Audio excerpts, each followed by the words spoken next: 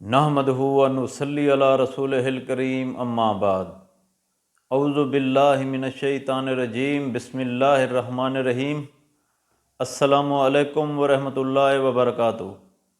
امید کرتا ہوں آپ صحت اور ایمان کی اعلیٰ حالت میں ہوں گے۔ اللہ تبارک و تعالیٰ آپ کو اور آپ کے اہل خانہ کو ہمیشہ ہنستا مسکراتا رکھے۔ آج ہم بات کریں گے کہ خواب میں بیٹا دیکھنا کیسا ہے۔ علامہ ابن سیرین رحمۃ اللہ علیہ نے خواب میں بیٹا دیکھنے کی کچھ مختلف صورتیں بیان کی ہیں۔ ہر صورت کی الگ الگ تعبیر بیان کی ہے۔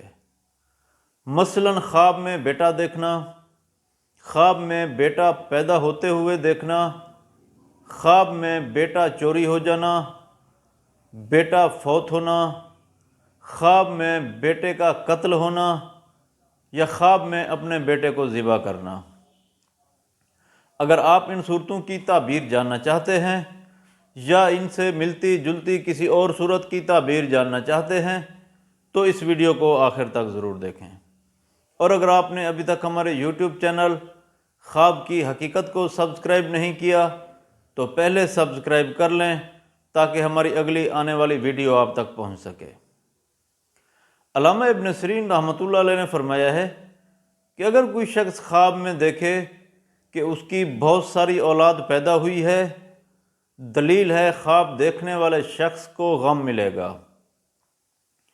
اگر کوئی شخص خواب میں دیکھے کہ اس کا بیٹا پیدا ہوا ہے، اگر صاحب خواب کی بیوی امید سے تھی تو اس کی بیٹی پیدا ہوگی، اگر اس کی بیوی امید سے نہیں تھی تو خواب دیکھنے والے شخص کو کوئی چیز ملے گی جس کی اس کو امید بھی نہ ہوگی۔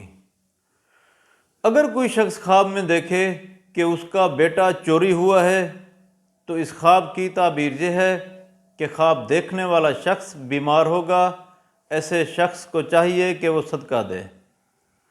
اگر کوئی شخص خواب میں دیکھے کہ اس کا بیٹا فوت ہوا ہے تو اس خواب کی تعبیر یہ ہے کہ خواب دیکھنے والے شخص کو دشمن سے نجات ملے گی۔ اگر کوئی شخص خواب میں دیکھے کہ اس نے اپنے بیٹے کو ذبح کیا ہے، اگر صاحب خواب نے اپنے بیٹے کو اسلام کی خاطر ذبح کیا ہے تو دلیل ہے خواب دیکھنے والے شخص کو سعادت ملے گی، نیک ہوگا، حج کرے گا، رحمت نازل ہوگی، بے اندازہ نعمتیں حاصل کرے گا۔